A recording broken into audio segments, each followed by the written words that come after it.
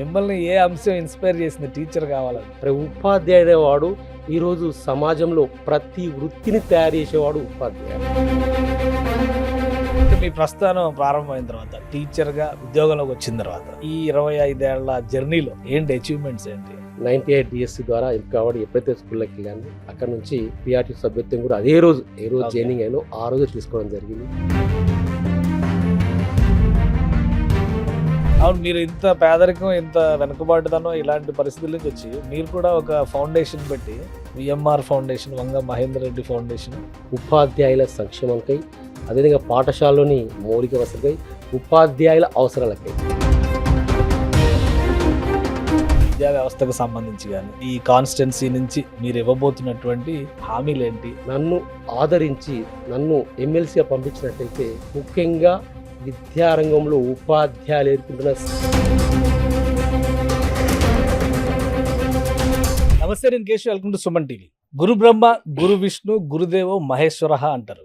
గురువు అంటే మనం ఇచ్చేటువంటి ప్రాధాన్యం అలాంటిది. అందుకే రాజకీయాల్లో కూడా గురువులకు ఒక ప్రత్యేకమైన స్థానం ఇస్తూ ఎమ్మెల్సీకి సంబంధించి ఒక నియోజకవర్గాలను రిజర్వ్ చేసినటువంటి పరిస్థితి ఉంది. ఇప్పుడు తెలంగాణలో టీచర్స్ ఎమ్మెల్సీ నగారా మోగింది. దీనికి సంబంధించినటువంటి హడావిడి నడుస్తుంది. ప్రధానంగా ఆదిలాబాద్, నిజామాబాద్, కరీంనగర్, మెదక్ నియోజకవర్గాల బరిలో ఎవరు నిలుస్తున్నారు, ఈ అంశం పైన మనం చర్చిద్దాం. మనతో పాటు బరిలో నిలుస్తున్నటువంటి అభ్యర్థి వంగ మహేందర్ రెడ్డి గారు ఉన్నారు.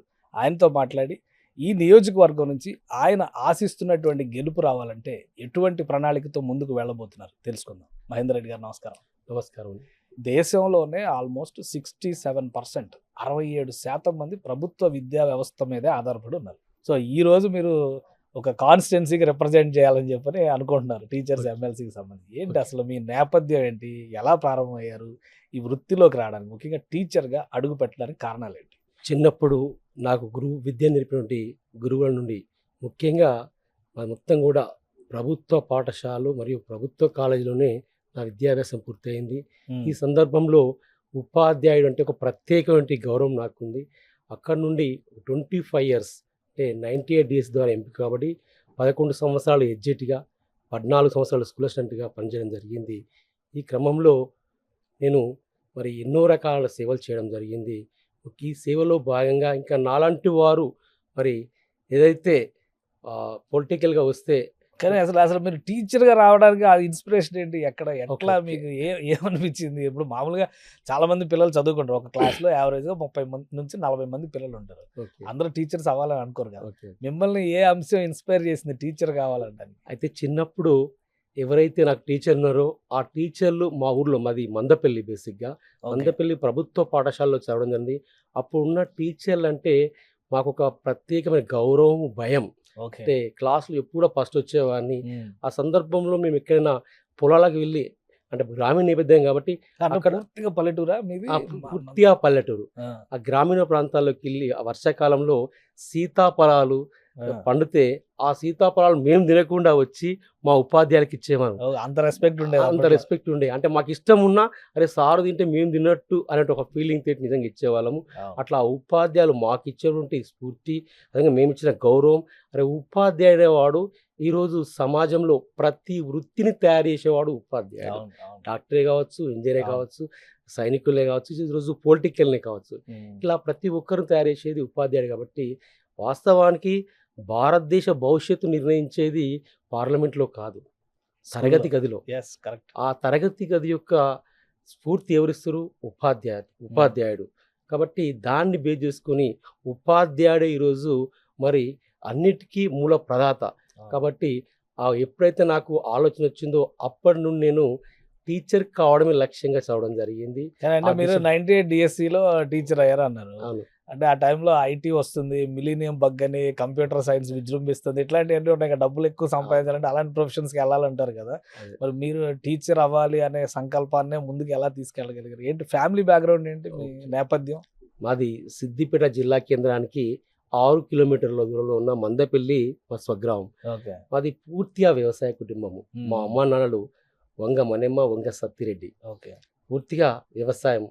మేము ముగ్గురు అన్నదమ్ములు. పెద్దన్నయ్య వంగ రవీందర్ రెడ్డి, రాష్ట్ర రెవెన్యూ అధ్యక్షుడు. రెండో అన్నయ్య వంగ దేవేందర్ రెడ్డి, తను ప్రైవేట్ కాలేజ్ లెక్చరర్. నేను మూడో వాడిని. నిజంగా మా అన్నదమ్ములు చాలా బాగుంటాం. అయితే దురదృష్టవశాత్తు 2018లో మొకాల్ ఆపరేషన్ వికటించడం వల్ల నాన్నగారు చనిపోయారు. అది మాకు పెద్ద దెబ్బ. ఆ తర్వాత పెద్దన్నయ్య కూడా బాధ్యతలు బాగా తీసుకుంటాడు. మమ్మల్ని ఎప్పుడు కూడా ఈ నడవడిక అంటే మమ్మల్ని నడిపించేవాడు మా అన్నయ్యలు. మేము ముగ్గురు అన్నదమ్ములం చాలా బాగా ఉంటాము. అంటే ప్రతి ఏ విషయం చిన్నది తీసుకోవాలన్నా కానీ మా అన్నయ్య సలహా. కుటుంబ నేపథ్యంలో ఇంకా ఎవరైనా ఉన్నారా? టీచర్స్ ఎవరైనా మా ఉన్నారా? చిన్న అన్న ఉన్న టీచర్. Okay okay. మా అక్కడి చిన్న నుంచి కూడా టీచర్. కొంత ఇన్స్పిరేషన్ ఉండి ఉంటుంది మీకు. మా అన్నయ్యలు మాకు అసలు నా బలమే మా ఇద్దరు అన్నయ్యలు. ఓకే. ప్రతి విషయంలో మాకు సపోర్ట్ చేస్తున్నారు. అదేవిధంగా మా నాన్న ఇచ్చిన స్ఫూర్తి. మా నాన్న వాస్తవానికి తనకు చదువు నేపథ్యం కాదు, చదవలేదు. కానీ తన డిసిప్లిన్ మామూలు డిసిప్లిన్ కాదు. మమ్మల్ని ఊర్లో ఉన్న వాతావరణం డిఫరెంట్గా ఉంటుంది తెలుసు కావచ్చు. మా నాన్న ఎప్పుడు కూడా అయితే పొలాల్లో ఉండాలి, లేదా ఇంట్లో ఉండాలి, లేదా స్కూల్లో ఉండాలి. మూడే విషయాలు చెప్తుండే. ఆయన ఇచ్చిన ఏదైతే క్రమశిక్షణ ఉందో, ఆయన మాకు నేర్పినట్టు విలువలు ఏవైతున్నాయో 100% ఈరోజు మేము ఈ దిశ ఇప్పుడు ఈ స్థితిలో ఉన్నామంటే కారణం కూడా మా నాన్ననే. ఆ విషయంలో మా నాన్న ఇప్పుడు లేకపోవడం చాలా బాధాకరం.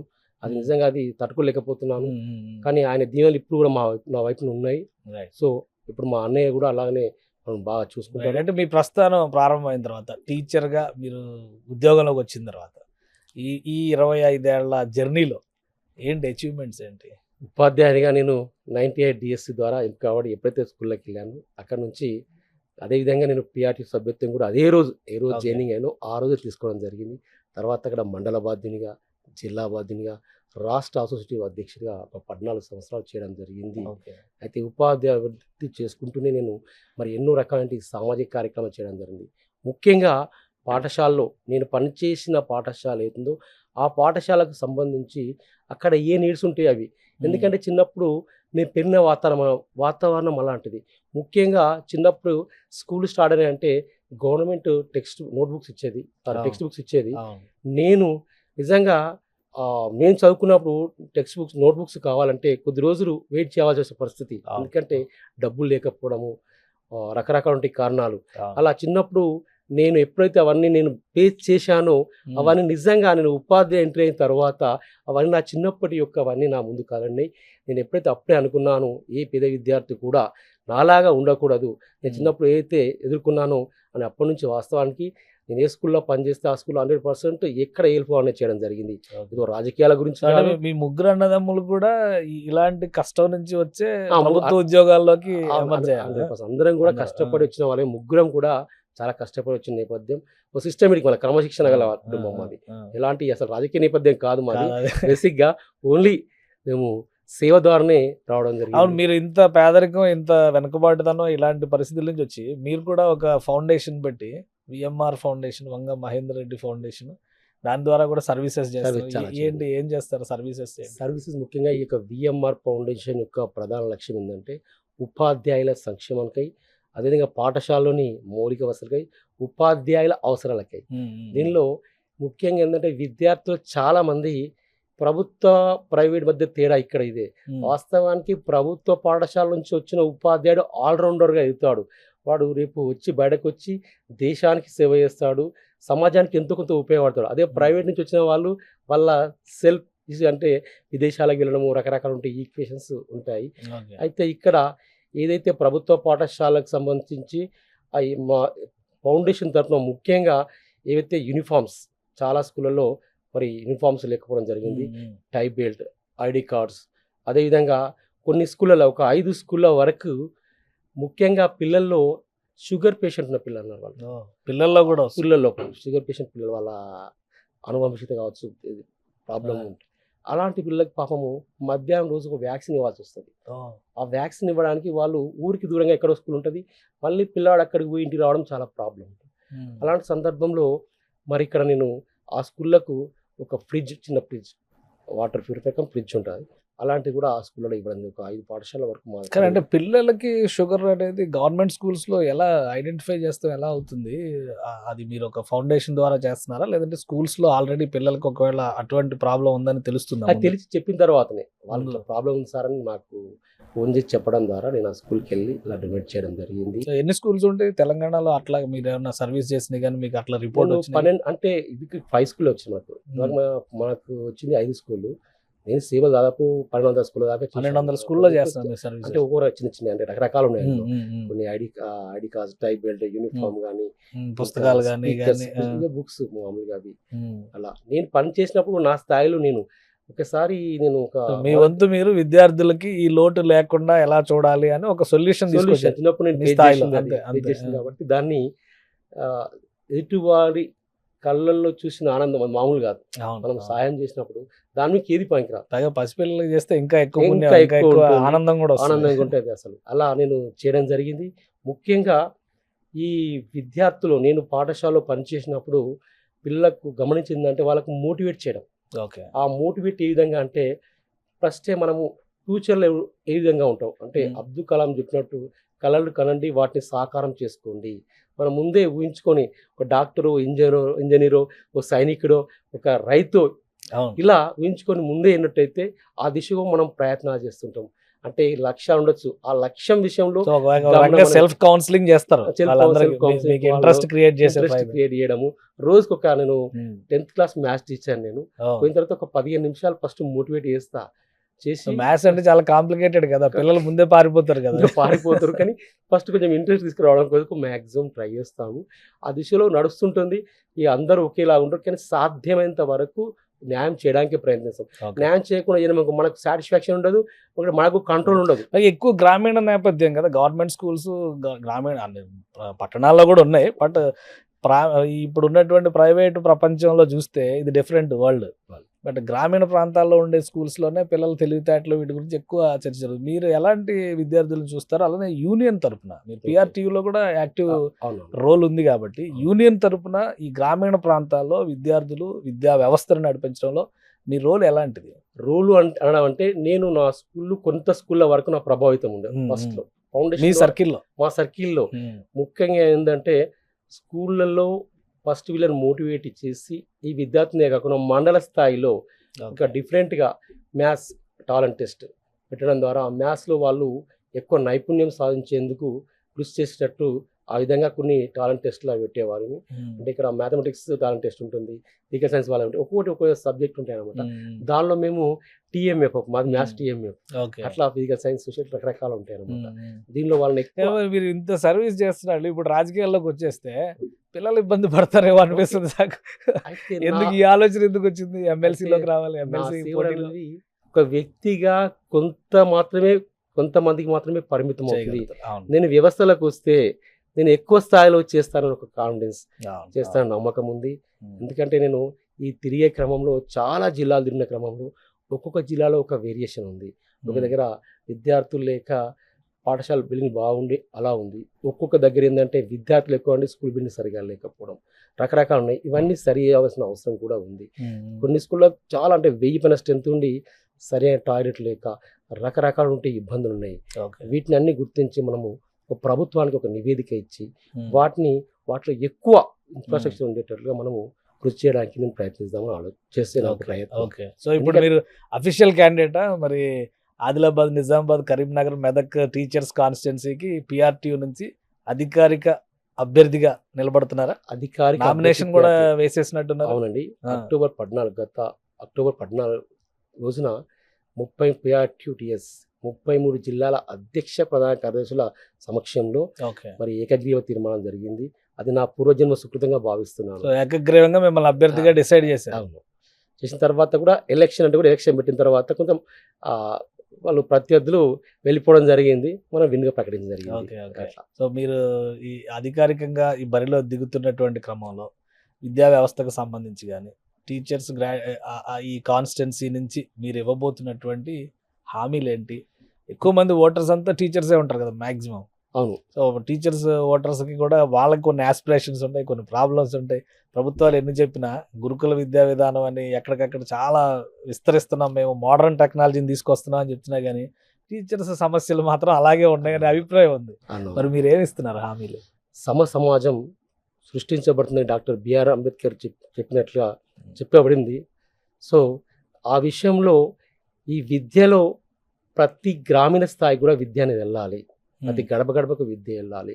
నేను చాలా చూస్తున్నప్పుడు నేపథ్యం ఏదైనా ఒక విలేజ్కి వెళ్ళినప్పుడు రకరకాల ఇల్లు కనబడతాయి. ఒక మంచి డాబా బిల్డింగ్ ఉంటుంది, పక్కన పూరి గుడిసె కనబడుతుంది. నిజంగా ఇక్కడ తేడా ఏంటంటే ఈ డాబా బంగ్లాలో ఉండే వాళ్ళకి విద్య అందబడి వాళ్ళు మోటివేట్ కాబట్టి ఆ ఇల్లంతా కూడా బాగానే వెళ్ళిపోతుంది పైకి. అయితే ఎక్కడైతే పూరి గుడిసె ఉందో వాళ్ళకి మోటివేట్ చేయకపోవడం వల్ల, లేకుంటే ఏదో కన్నా విద్య అందకపోవడమే ప్రాణకరం అనుకుంటా రకరకాల ఎక్స్పీరియన్స్తో తేడా ఉంటుంది. కాబట్టి నన్ను ఆదరించి నన్ను ఎమ్మెల్సీగా పంపించినట్టయితే ముఖ్యంగా విద్యారంగంలో ఉపాధ్యాయులు ఎదుర్కొంటున్న సమస్యలన్నిటిని కూడా పరిష్కరించే విధంగా కృషి చేస్తా.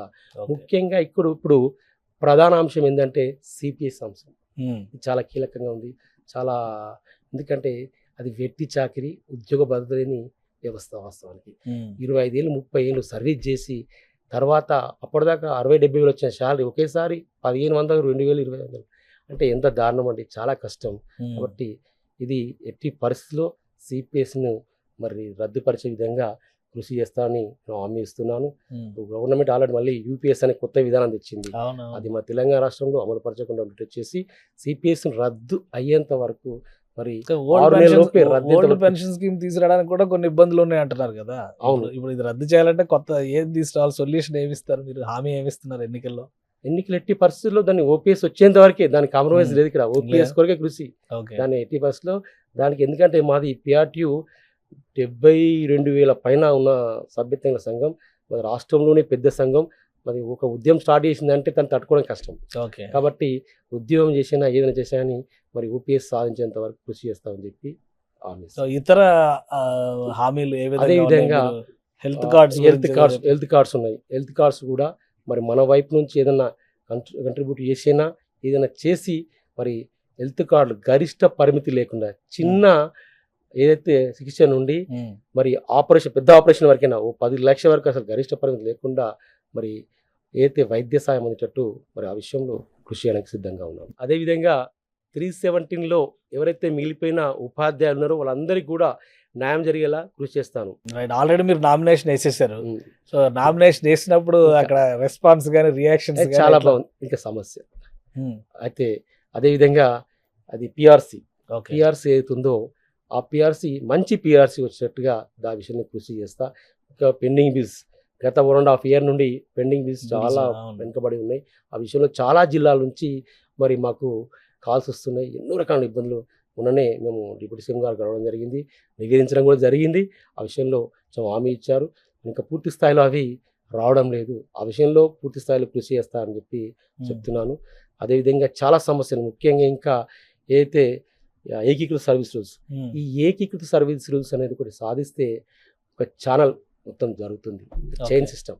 ఇక్కడ ఏంటంటే ముఖ్యంగా 616 ఎంఈఓలు, అదేవిధంగా 66 డిప్యూటీఓలు, ఒక 3,000 మందికి ఎడ్జిల పైనే ఓవరాల్గా 20,000 మంది మరి ప్రమోషన్లు వచ్చే అవకాశాలు ఉంటాయి.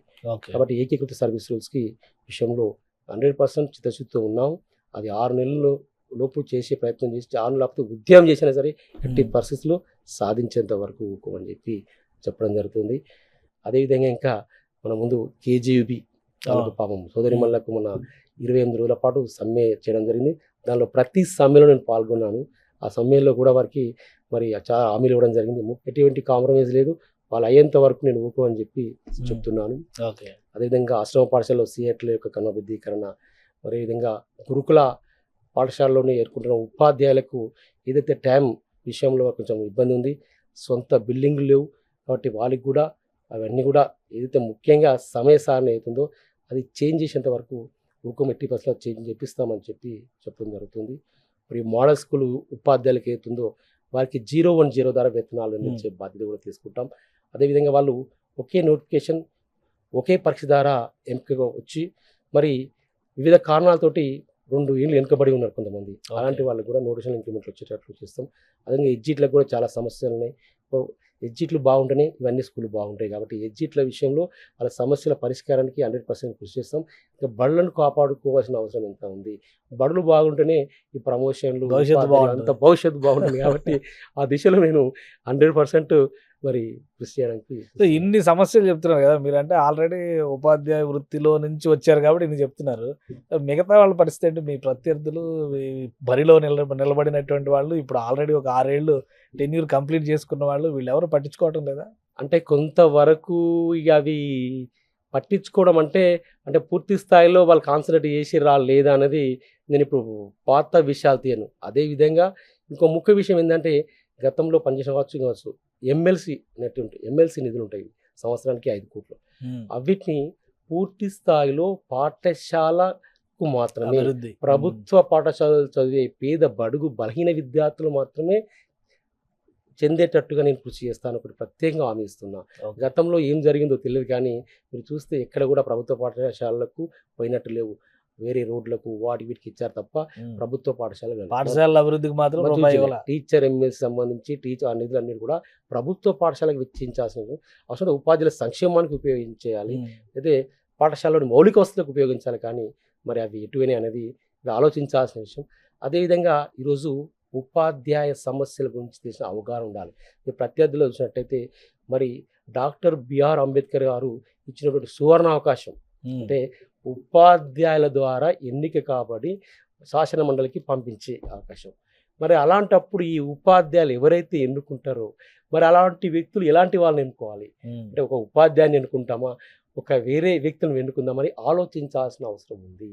ఉపాధ్యాయుడు మరి గెలిస్తే ఉపాధ్యాయులకు సేవ చేస్తాడు. అదే ఒక రాజకీయ పార్టీ ద్వారా చేసిన వ్యక్తి మరి అతని రాజకీయ పార్టీ మనుగడకే పనిచేస్తాడు. అతడు ఆ రాజకీయ పార్టీ ఆదేశాల మాత్రమే పనిచేస్తాడు. కాబట్టి ప్రతి ఒక్క ఉపాధ్యాయుడు ఆలోచించాల్సిన సమయం ఇది. మరి ఉపాధ్యాయుడిని రక్షించుకుందాం, ప్రభుత్వ పాఠశాలను రక్షించుకుందాం, ప్రభుత్వ బడిని కాపాడదామనే నినాదంతో నేను ముందు.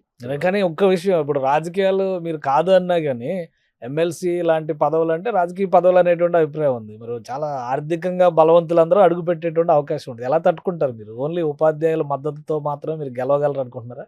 ఉపాధ్యాయుల మద్దతు 100% ఉపాధ్యాయుల మద్దతు ఉంది. ఆ మద్దతుతోటే నాకు కాన్ఫిడెన్స్ ఉంది. ఎందుకంటే గతంలో నేను 25 ఏళ్ల పాటు ఉపాధ్యాయ వృత్తిలో ఉండి నా కోలీగ్స్, మా హెచ్ఎంస్ వాళ్ళే నాకు సపోర్టర్స్. వాళ్ళే చెప్తారు ఒక సమయానికి వచ్చి నేను రాజకీయాలకు వస్తా అంటే ఎవరు రిసీవ్ చేసుకోరు. నీ క్యారెక్టర్ చూస్తారు. ఫస్ట్ నుంచి నువ్వు ఏ విధంగా ఉన్నావు, ఇంతమందికి ఏం సేవ చేసినావు అన్ని చూస్తారు. వ్యక్తి నేపథ్యం 100% అవసరం. సో అది నాకు తెలిసిన పుస్తకం. మీకు అది స్పెషల్ గా ఒక బలం ఉంది. ఆ బలం ఉంది, ఆ కాన్ఫిడెన్స్ ఉంది, ఉపాధ్యాయుల మద్దతు ఉంది, మిత్రుల సహాయం అన్ని రకాలు ఉంటాయి. నాకు మద్దతు ఉంది. యూనియన్ నుంచి ఎటువంటి సపోర్ట్ ఉంటుంది? మీరు ఇప్పుడు అధికారిక అభ్యర్థి కాబట్టి యూనియన్ యాక్టివిటీస్ అలానే యూనియన్ తీసుకునే ఎజెండాను కూడా మీరు ముందుకు 100% యూనియన్లో రాష్ట్ర ఏవైతే సంఘం నిర్ణయించిన వారికే పనిచేస్తాం. ఇది ఉపాధ్యాయుల సమస్యల నుంచి ఏర్పడే సంఘం. ఇది సామల యాదగిరి గారి అధ్యక్షతన నిజంగా ఆయన దేవుని లాంటి వాడు. వాస్తవానికి ఈరోజు ఉపాధ్యాయులందరినీ కలిపి ఒక కుటుంబంలో తయారు చేశారు. ఈ పెద్ద కుటుంబంలో భావిస్తున్నాం. సో మా సంఘం ఏదైతే నిర్ణయం తీసుకుంటూ ఆ నిర్ణయం కట్టుబడి ఇటు ఉపాధ్యాయుల సంక్షేమం కోసమే మేము పనిచేస్తామని చెప్తున్నాను. రైట్. అలానే ఇప్పుడు రాజకీయంగా జరుగుతున్నటువంటి ప్రతి ఎన్నికలోనూ డబ్బు ప్రభావం చాలా ఎక్కువ ఉంటుంది. ఇందులో ఏమి ఉండదా? ఓన్లీ టీచర్సే ఓటర్స్ కాబట్టి మీరు చెప్పినట్టు వాళ్ళు వింటారని నాకైతే నమ్మకం ఉంది. నేను మాత్రం సేవ ద్వారా ప్రేమ ద్వారానే పోతున్నాను. అందరినీ వేడుకుంటున్నాను. రేపు మీరు ఇప్పుడు 5,000, 2,000, 3,000 చూసుకుంటే మరి రేపటి నుంచి మీకు అపాయింట్మెంట్ ఇవ్వని పరిస్థితి ఉంటుంది. మేము 24 hours అందుబాటులో ఉంటాం. ఒక ఉపాధ్యాయుని నేను ఆల్రెడీ 25 ఏళ్ళ పాటు ఉపాధ్యాయ వృత్తి ఉండి ఎన్నో సేవా కార్యక్రమాలు చేసిన, అదేవిధంగా విఎంఆర్ ఫౌండేషన్ ద్వారా దాదాపు 1200 స్కూళ్ళ పైన సేవ చేసిన అందరికి కూడా అందుబాటులో ఉంటా. మరి ఇది కావాలా, తాత్కాలికంగా వచ్చే ఏవైతే బెనిఫిట్స్ ఏవైతే ఉన్నాయో అవి తీసుకుంటే మాత్రం క్లోజ్. 27 తర్వాత వాళ్ళు ఎవరు కనబడరు. ఇప్పుడు గతంలో కొన్ని జరిగి గెలిచిన వాళ్ళు ఉన్నారు. వాళ్ళు ఇప్పుడు ఏం చేస్తున్నారు, ఉపాధి అందరు గమనిస్తున్నారు. ఇప్పుడు రకరకాల ఈక్వేషన్స్ పెట్టి ఎవరో వస్తున్నారు. కానీ అవి తాత్కాలికంగా అవి పనిచేస్తున్నారు కానీ జీవితాంతం మాత్రం వాళ్ళు బాధపడాలి. మీరు ఆల్రెడీ నామినేషన్ వేసేసారు కదా, క్యాన్వాసింగ్ మొదలు పెట్టారు. ఎలా ఉంది మరి రెస్పాన్స్? ఈ విషయాలు చెప్తుంటే వాళ్ళు పాజిటివ్ గా రిసీవ్ చేసుకుంటారా? చాలా బ్రహ్మాండంగా ఉంది. అందరు కూడా నిజంగా మంచి మిత్రులు ఉన్నారు, మంచి కొలీగ్స్ కానీ ఉపాధ్యాయ బృందం కూడా. నేను ఫోన్ చెప్తే వాళ్ళే ప్రతి జిల్లా నుంచి రోజు పొద్దున్న నాకు ఫోన్ వస్తుంది. అన్న వీళ్ళు ఏం చేస్తే ఎడిపోతున్నా అని. వాళ్ళు ఒక సొంత కుటుంబ సభ్యులా చూసుకుంటున్నాను. అన్న నేను గెలిపించుకుంటే మన సమస్యలన్నీ సాల్వ్ చేసుకోవచ్చు. మనం ఏం తేడా వచ్చినా మనం ఎవరిని అడుగుతాం రేపు, ఇది మనకు కావాలి, మనం రక్షించుకునే బాధ్యత మాది, మనం గెలిపించుకునే బాధ్యత నాది అని చెప్పి. గెలిచిన తర్వాత మరి ప్రభుత్వాల ఇన్ఫ్లుయెన్స్, రాజకీయ నాయకుల ఇన్ఫ్లుయెన్స్లు, పార్టీల ఇన్ఫ్లుయెన్స్లు ఇవన్నీ పడకుండా ఉపాధ్యాయ సమస్యల పైన పోరాడతామని మీరు హామీ ఇవ్వగలరా? తప్పకుండా చెప్తాను. ఈ విషయంలో 100% నేను చెప్తున్నాను. ఈ వేదికగా నేను ఎట్టి పరిస్థితుల్లో కూడా ఎలాంటి రాజకీయ పార్టీ నుంచి వచ్చింది కాదు మాది. ఓన్లీ ఉపాధ్యాయుల సంక్షేమం నుంచి, ఉపాధ్యాయ సమస్య నుంచి పుట్టుకొచ్చిన సంఘమే పిఆర్టీయు. మేము అవసరమైతే ప్రభుత్వాలను అడిగి పని చేసుకుంటాం. పని కానప్పుడు ఉద్యమాలను చేస్తాం. గతంలో మీరు చూశారు మరి ఎన్నో ప్రభుత్వాలు మరి పిఆర్టీతో ఉన్న సందర్భం. మేము వీలైతే వాళ్ళతోటి స్నేహపూర్వకంగా ఉండి పనిచేయడం జరిగింది. ఇప్పుడు ఉపాధ్యాయుడు అనుభవిస్తున్నటువంటి సకల సౌకర్యాలు అంటే మేము జీవో నంబర్ 2 కావచ్చు, జీవో నంబర్ 40, మరి ఇది పెన్షన్ కావచ్చు, ఇవన్నీ కూడా మరి పిఆర్టీ సాధించింది. అది ఏ విధంగా సాధించింది? మీరు ఇద్దరు అడగండి. ఇవన్నీ సాధించింది పిఆర్టీయు. మరి ఇలాంటి సంఘం రేపు ఏ ప్రభుత్వం వచ్చినా మరి ఆ ప్రభుత్వాన్ని మెప్పించి వారి యొక్క మేము ఏవైతే ఆశిస్తుంటే అవి తీసుకుంటాం. ఒకవేళ రానప్పుడు ప్రభుత్వం ఉద్యమాలకైనా సిద్ధంగా ఉంటాం. ఎట్టి పరిస్థితిలో ఫైనల్గా ఉపాధ్యాయుని యొక్క శ్రేయస్సు, ఉపాధ్యాయుని యొక్క సంక్షేమం మాకు ముఖ్యం. సో మీ కాన్స్టిట్యున్సీ టీచర్స్ ఓటర్స్కి ఏం విజ్ఞప్తి చేస్తారు ఫైనల్గా మీరు? కరీంనగర్, ఆదిలాబాద్, మెదక్, నిజామాబాద్ ఉపాధ్యాయ మిత్రులందరికీ, ఉపాధ్యాయ మరియు అధ్యాపక మిత్రులందరికీ నమస్కారం. మీరు అందరూ కూడా నాకు మొదటి ప్రాంత ఓటు వేసి గెలిపించగాని కోరుతున్నారు.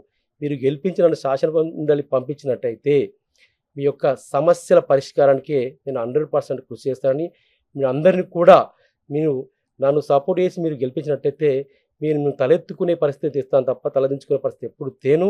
100% 24 అవర్స్ మీకు అందుబాటులో ఉండి మీకు సేవ చేయడానికి వస్తున్నాను. మీరు తాత్కాలికమైనటువంటి ఎలాంటి కూడా ప్రలోభాలు లొంగకుండా మీరు నాకు మద్దతు ఇచ్చి నాకు మొదటి ప్రాంతం ఓటు వేస్తారని కోరుతున్నాను. Thank you.